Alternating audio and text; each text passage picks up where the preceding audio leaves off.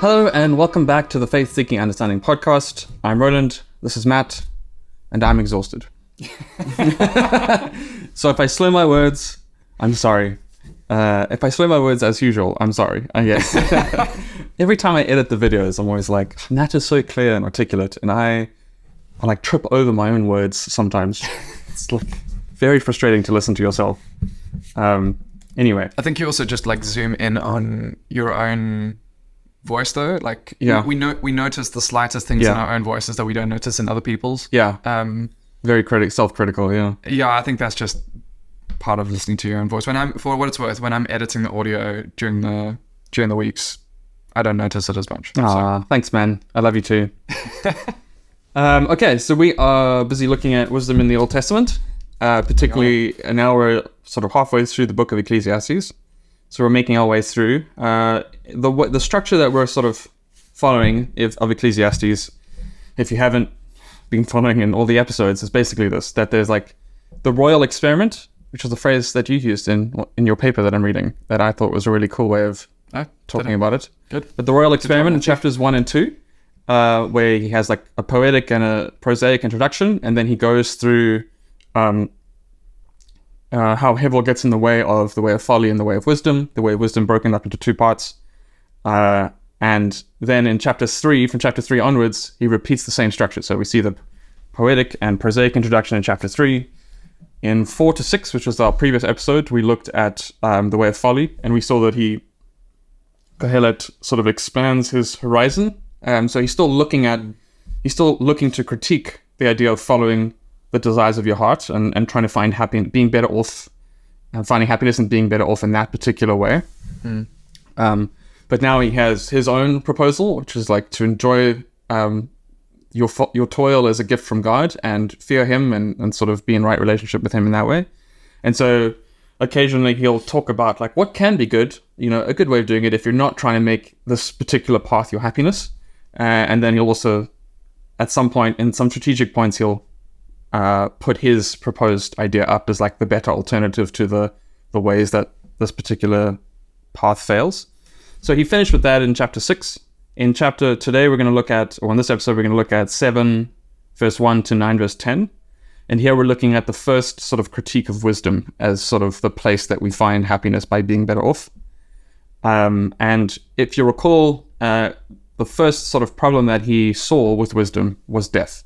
Well, the first like sort of source of Hevel was death, where the wise person dies like the fool. And so that can mean either that they both die, so the wise person doesn't have a better fate, through wisdom doesn't achieve a better fate than the fool does. It can also mean that they die like the fool, so like before their time, they are forgotten, like the fool was forgotten.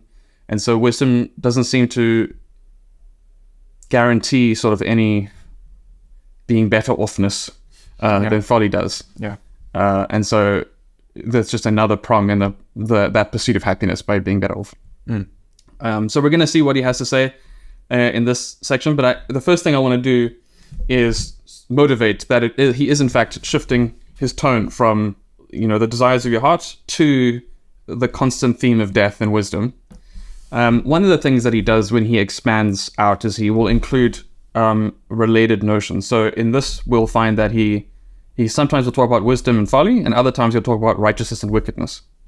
But in the sort of paradigm of wisdom done properly, righteousness is there alongside it, like the righteous person is wise and the wise person is righteous.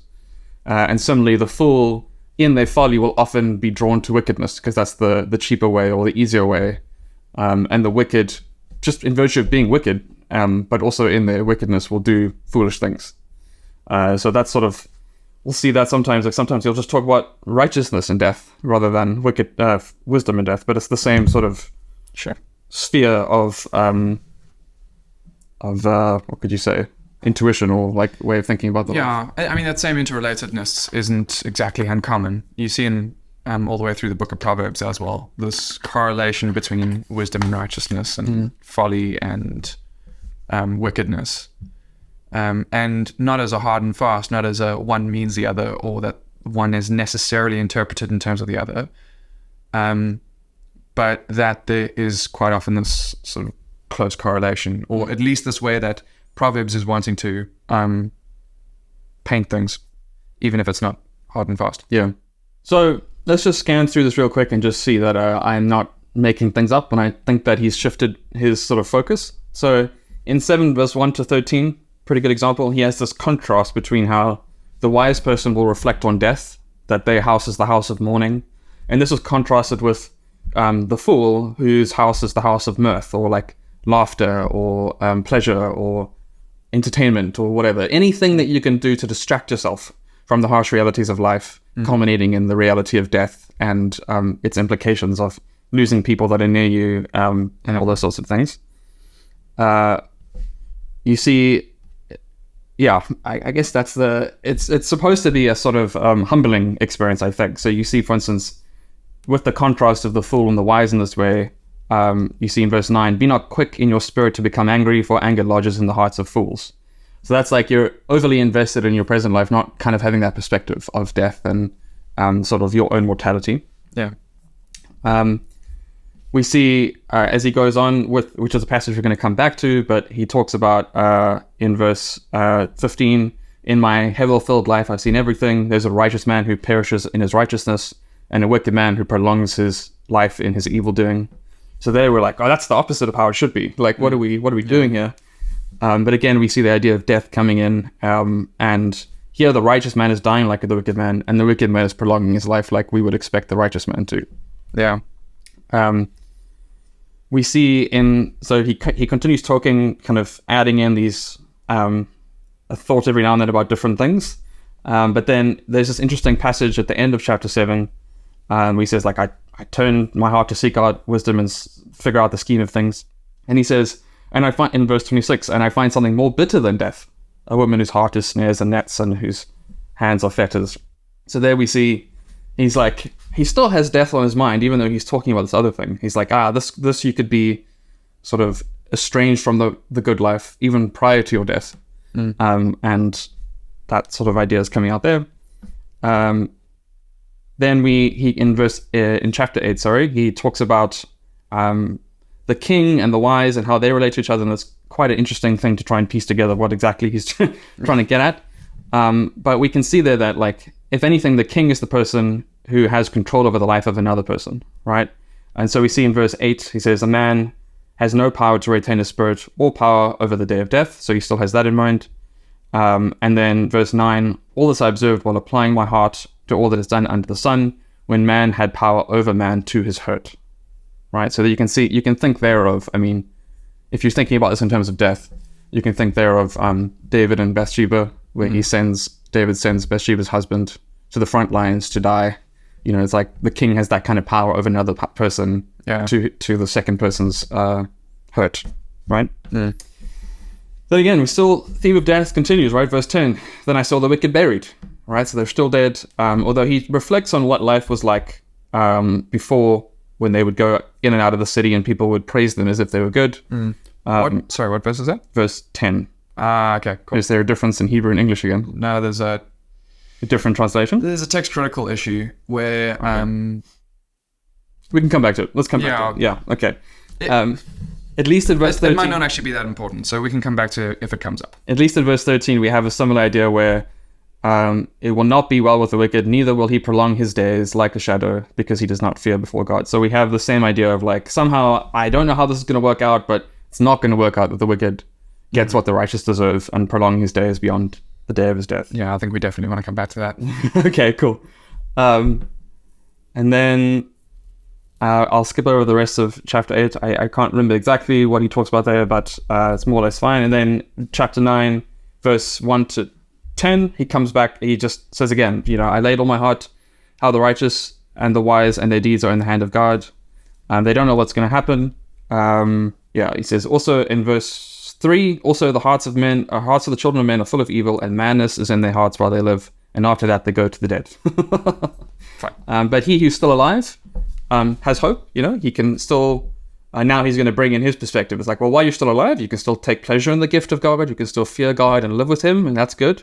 Yeah. And then he says, for a living dog is better than a dead lion. Yeah. Right? Just looking at that. Yeah. And he's like, make the most of life while you're here, because you're going to, in verse verse 7 to 10, he's like, you make the most of what you've done here. You know, God has really given you things to do and take pleasure in. And then he ends with whatever your hand finds to do it with your might, like do it to your best, you know. For there is no work or thought or knowledge or wisdom in Sheol, that is the grave, to which you are going. Right. So that idea of finality, that don't try and prolong your life necessarily. Don't try and like leave a legacy or anything like that. Don't try and prepare yourself for life after the grave. It's like, use wisdom. He has lots of nice things to say about wisdom in this section, but like, recognize that it has a place, and it's to live well in your time, as where you receive your work or your toil as a gift from God, and fearfully and take pleasure in it. And then he switches over. So in verse 11, he switches over to what I think is the next sort of critique of wisdom, which is incongruity that we looked at, where he goes, again, I saw under the sun, the race is not to the swift, nor the battle to the strong, nor the bread to the wise. This is sort of connected to that idea in chapter 2, where he says, you know, a person can work really hard and gain a lot of stuff and then give it over to the fool. Yeah. It's like the fool gets what the wise deserves. And right. So we'll start looking at that next episode. Cool. Okay. So I think out of this whole section, the hardest bit, or the most like troubling bit, where people start to get really hung up on, like, wait, is this guy actually a Christian, or like a like a God-fearing person? Yeah. Is in 7 verse 15 to 18. So let me just read that out, and then we can talk about it. So, in my hevel-filled life, I've seen everything. There's a righteous man who perishes in his righteousness, and there's a wicked man who prolongs his life in his evil doing. Be not overly righteous, and do not make yourself too wise. Why should you destroy yourself? Be not overly wicked, neither a fool. Why should you die before your time? It is good that you should take hold of this, and from that withhold not your hand. For the one who fears God shall come out from both of them. So even the very idea of sounding overly righteous or over wise sounds suspect at best, right? It's like, surely... How can you be too wise? Yeah, it's like saying, can I fear God too much? Like, is there something wrong there? Although in the way that he's talking about it, he seems to think that fearing God is the solution to being over wise on the one hand and over foolish on the other hand. Which is interesting, given the close relationship between wisdom and the fear of the Lord. Right. We saw in Proverbs, like, fear of the Lord is the first fruits of wisdom. And it's like, okay, so he must be using wisdom and righteousness in a different way. But before we get there, do you have any translation notes that you want to share? No. Is this fairly straightforward, this part? Yeah, no, I don't think I would have translated that any differently. Okay. For viewers or listeners, I spent quite a bit of time working through this and actually working on my own translation of this. So it's not like I have this wizard of the Hebrew looking at it and being like, yeah, I think you could have done that different. We're just, as he's reading, I'm reading my own translation that I prepared ahead of time, and we're just, if there are any differences, then we can talk about it. But as it turns out, there aren't. Okay, cool. So now the question is like, well, how do we make sense of this? Because, I mean, at first it just sounds like, oh, he sounds heretical. Okay, but we can put that to one side because he's clearly using his words in a way that's different to what we could say is their normal usage. Because he thinks that fear of God prevents us from being overly righteous and overly wise. So the word overly, that gets translated overly, there is doing some work there that is like affecting how he's thinking about it. How have you thought about this?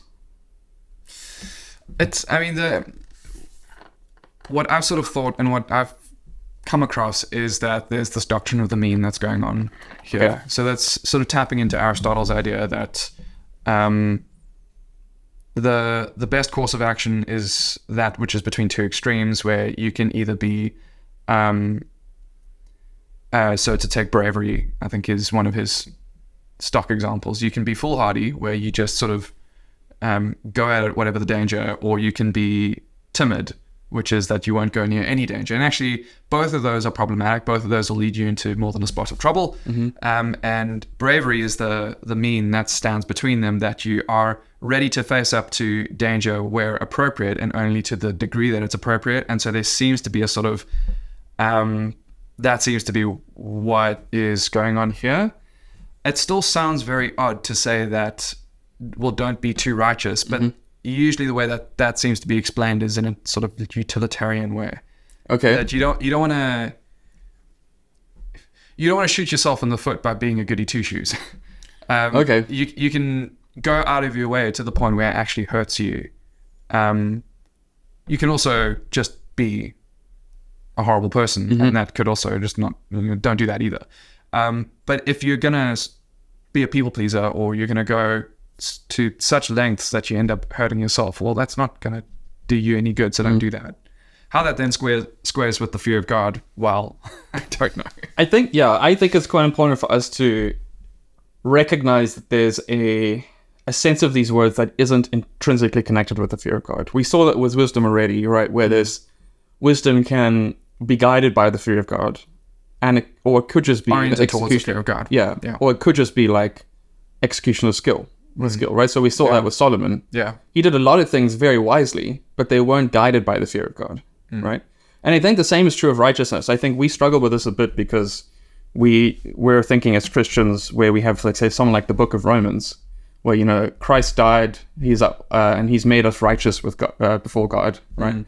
But righteousness in the fuller sense of the word isn't just about our relationship with God. And I think you were getting at this, where it involves like right relation with, like, within the community and the community before God. It has a bunch of connotations to it that go beyond just praying and not being judged at the end of time and things like that, right? So we see, for example, I think it's Psalm 112, sort of this portrait of righteousness, which does speak about fearing the Lord, but other times just speaks about like distributing your wealth freely. And like, the idea of the righteous is that if they're righteous, then they will do well, they will prosper, they'll feel secure, and then they'll be able to, that prosperity will be able to like overflow into others, and they'll be able to serve others and help others and contribute to the well functioning of society and so on. And so both of these words have they overlap with the fear of God, but not entirely. And so I think that's why he's able to talk about being over righteous and over wise, which will lead to your destruction. And the fear of God is the sort of you want to do these things in the area where the fear of God is guiding them correctly. Now, the way I think about it is you kind of do the things that are paradigmatically righteous or wise to the excess, because you think in those actions themselves, you're going to have a happy life, or you're going to live well. Whereas you don't realize that actually it's not themselves that give you happiness, right? But it's them insofar as they are characteristic of you living in the fear of God.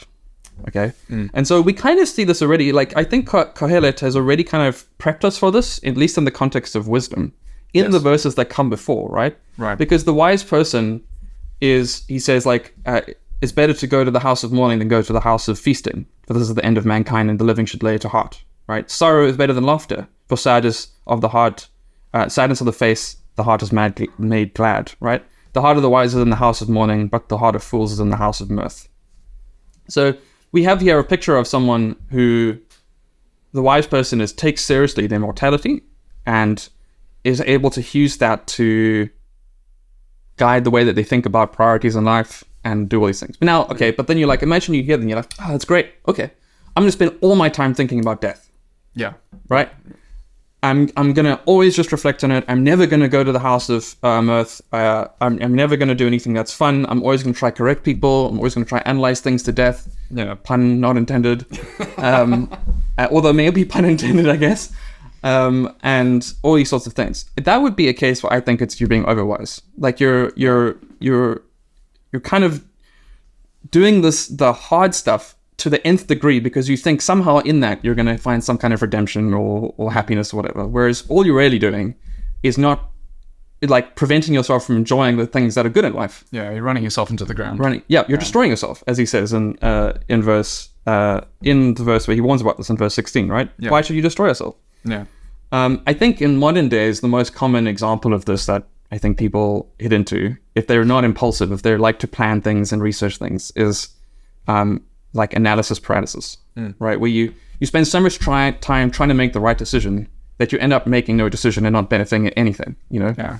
And at a certain point, like, it's just like the benefits of analysis outweigh the detriment of not making a decision at all. Yeah. But it's like that. Take that idea and just apply it to like every aspect of your life, every sort of thing, and then you'll become like this depressive, nihilist who like doesn't think anything's worth doing, and there's actually an example of this in The Good Place. Chidi is a philosopher, ethicist guy, and he's just afraid of making decisions because he always wants to make the right decision, but then he just never makes a decision. So if you ever want to see what it looks like to be overwise or too wise, go watch The Good Place, recommended officially by the Face Seeking Understanding podcast. They're not sponsoring us. I think the same thing can be said of righteousness. So, imagine someone who's like, oh, well, the righteous person gives away their goods, so I'm just going to keep giving away everything, right? At a certain point, like, that doesn't work, right? Like, you'll give away everything to the point where you won't have any wealth, and you'll stop being able to give away things because you'll be the one that needs people to give you stuff, right? Yeah. You're being like you can be overly generous to the point where it's detrimental to you and the people that would otherwise rely on you for a continuous source of support. Yeah. You could take a lot of the things that it's like the actions that righteous or wise people characteristically do, and say, cool, what if I just took that to the nth degree? And you'll see very quickly how that will just it'll just spiral out of control, and it'll lead you to destroying yourself. To be fair, he does say, be not overly wicked in verse 17. That doesn't, I wouldn't say that means you should be a little bit wicked. I think he's just kind of going for there's like a symmetry in the language there. Sure. And then it's interesting because the thing that he pulls out there, why should you die before your time? That's sort of the characteristic consequence of being wicked or being a fool, right? Is that you die before your time. Yeah. I think these days we don't really appreciate, but in the Old Testament, everyone goes to the same place. They go to Sheol, regardless of how righteous they were or not, right? The only difference then is not where you go, like heaven or hell, like we think today, but more about like, when do you go? Do you die as a young man, or do you die in your ripe old age when when you sort of lived a full life? And that's why he'll say something like, do not die before your time, like die before you should die. Yeah. Cool. Yeah. So that's that part. I don't think it's kind of not as controversial, I think, when you think of it like that, as it might initially sound. It does sound pretty shocking, but I guess that's part of Qoheleth's strategy. It's his style. Yeah, is to say things shocking so that you'll sit up and be like, wait a minute, what did you just say? Yeah. Like, no, he doesn't want the people in his pews to be sitting there being like, yeah, whatever, I've heard this before, kind of thing. Yeah. Does sort of go for the shock factor. Let's talk about this bit that you want to talk about in chapter 8. So verse 10 to verse 13. So mine says, then I saw the wicked buried. They used to go in and out of the holy place and were praised in the city where they had done such things. This also is Hevel. Because the sentence against an evil deed is not executed speedily, the heart of the children of man is fully set to do evil.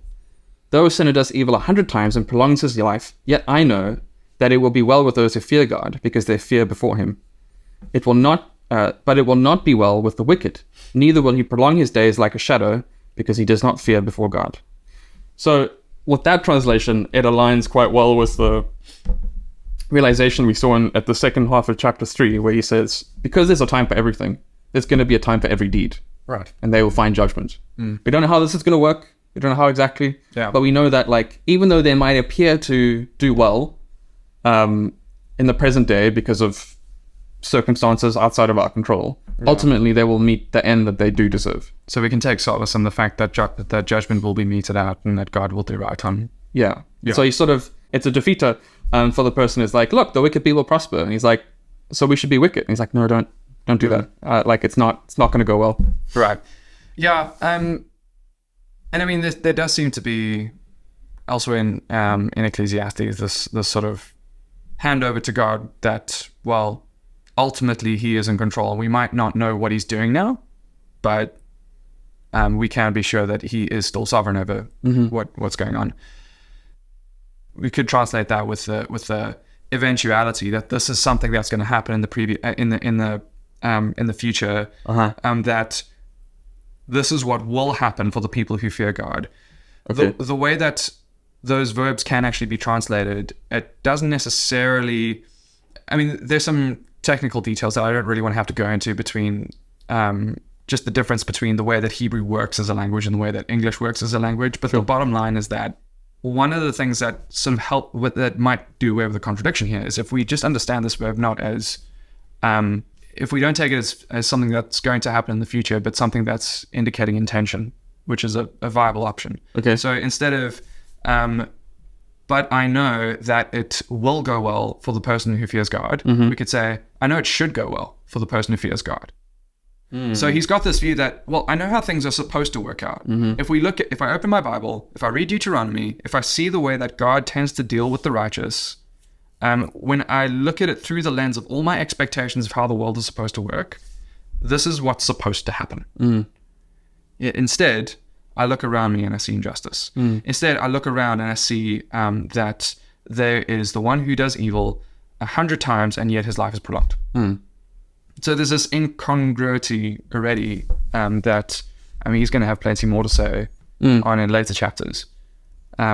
He's looking around and seeing, this is not measuring up to what I would like to see in the world, given my expectations for how I've understood God to work. Okay. That does still leave us in a similar place where he's got these ideas about how God tends to work in the world.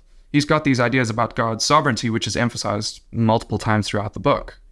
But what he's dealing with here is not what he's expressing here is not the statement of hope that, but don't worry, I know it's going to be okay. Okay. It's well, this isn't exactly gelling right now. So could he still be indicating towards, could you say like he still thinks that there's going to be a time for judgment for everything, he just doesn't know exactly when that will happen? Like it's not necessarily all in the future. Yeah, it could still happen now in a way that we don't understand. Yeah, I don't think we need to rule that out. Okay. I think the fact of the matter is, for the person who has died before their time, they're dead. Yeah. They're gone. It's too late for them. Yeah. For the person who is already raking it in, despite the fact that they're wicked and they don't deserve it, well, the fact of the matter is, it's happening. So it seems too easy an answer to say, but don't worry, Qoheleth's got an eternal perspective. That sounds very Christian. And I think while that can still obtain, while I still think that perspective, while I still think we can hold that perspective while reading Ecclesiastes, I just think we need to be ready to acknowledge where Qoheleth is actually just being Qoheleth, and saying things in a jarring way, right? So on this, like a big wet blanket, just putting it over us and saying, life is not what it should be, is it? And we just have to be like, yeah, you got a point. So how? Okay, that's interesting. So then in verse 13, what is it? He's saying, he does not prolong his life because he does not fear God. Or like what? But it saying But it shouldn't go well for the wicked, and he shouldn't lengthen his days like a shadow, because they have no fear of God. Like they have no fear of God. Why should these things happen for them? And yet he's just said a moment ago that, but they do. Okay, that fits in more neatly, at least, with what he says just prior to that, right? Like he said, this is Hevel, and because the sentence against an evil deed is not executed speedily, the heart of the children of man is fully set to do evil. Yeah, sort of this idea, like because they're not seeing the consequences readily, they're tempted to do the evil that is easier and what they, Yeah, he looks around and he says, this is Hevel, the order that I would expect to see, the covenantal dynamic that people get what they should relative to the fear of God. That has turned out to be elusive. At least in terms of what we have in front of us. Again, I'm not trying to make a heretic out of him. I don't think that he doubts the covenant dynamic, and I certainly don't think he doubts God's sovereignty. But I think he's doing business with what's in front of him. Incongruity. He's a realist. Yeah, exactly. He's a realist and seeing what's in front of him. He calls that Hevel. Just before that, in chapter 7, he calls something else Hevel, which is actually very similar, where the sword is mightier than the pen. He has all these thoughts about wisdom and the low ceiling of wisdom and how far it can get you, because he says in 7 verse 7, oppression makes a fool of the wise person. And in 7 verse 19, will wisdom prevail for the wise against 10 people with sway over a city? It very much seems like the answer to that is, well, no.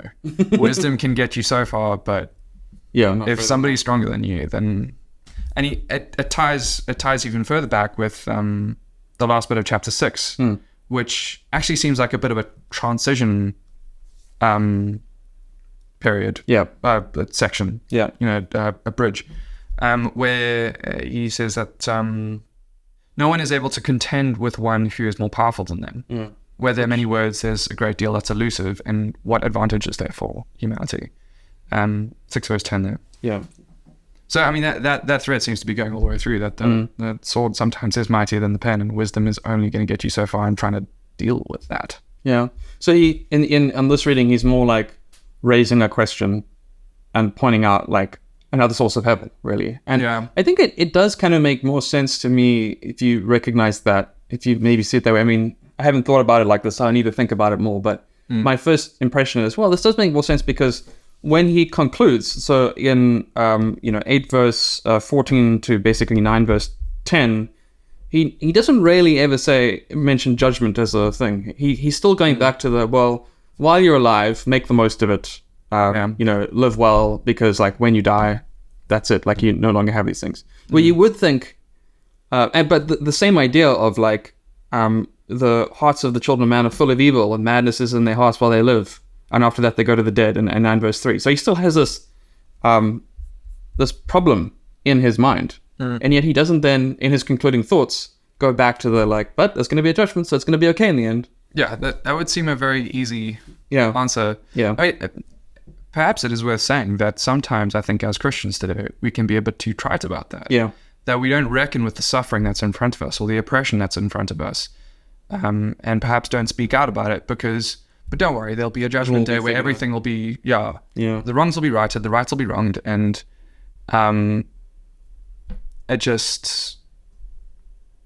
sort of gets sidelined or deferred.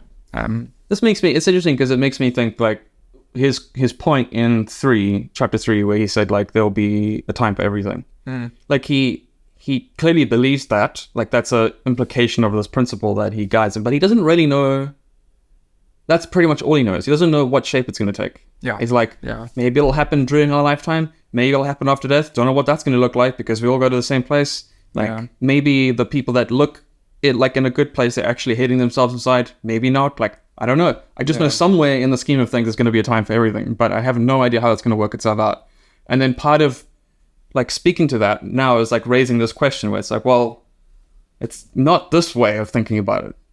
Still don't know what it is, but it's sort of just adding more question marks at the end of that, being like, I don't know exactly how it's going to work out. Yeah. Which is unsettling. I mean, I think that is, that Qoheleth is very, Qoheleth, I said it, Qoheleth. You had a very good run. We said in the beginning that you were probably going to say it at some point, and I think this is the first. Okay, yeah. Go me. Qoheleth, this is very much his outlook, right? He's like, I'm not going to go further than this. I'll just leave you with this bleak. In essence, I think he's looking around at the world around him and just saying, you see it too, don't you? Yeah, right. Yeah. I don't think there's anything for him to kind of... Like, I don't think he's looking around at a world that's all peachy and saying, let's find things that suck. It's just that one of the real things about life is that there is oppression, that there is injustice, that there are things that go wrong, that and that there are people who wrong that still sometimes get treated as though they were doing everything right. It's just one of those very real things about life. And I mean, I think a lot of his statements are very politically charged. The fact that he has so much to say about the king, and well, you better watch yourself around the king because he's got that power, and your wisdom's only going to get you so far, kid. I mean, we spoke about some of the other things in previous episodes too, with the lines of officials and all that. That in general seems to color my reading of Ecclesiastes. That there's a lot of heavy realism about the book that he seems to like to point out. Yeah. He's like, oh, you got a sore on your arm there. Let me just let me just press that. How sore is it? Could do with a bit of salt, I think. Cool. Well, on that extremely positive note about reality, I think we'll end it there. thanks for joining for this episode. Remember to like and subscribe on all the relevant platforms and give us a rating and whatever on the platforms that I don't understand. And we'll see you in the next one.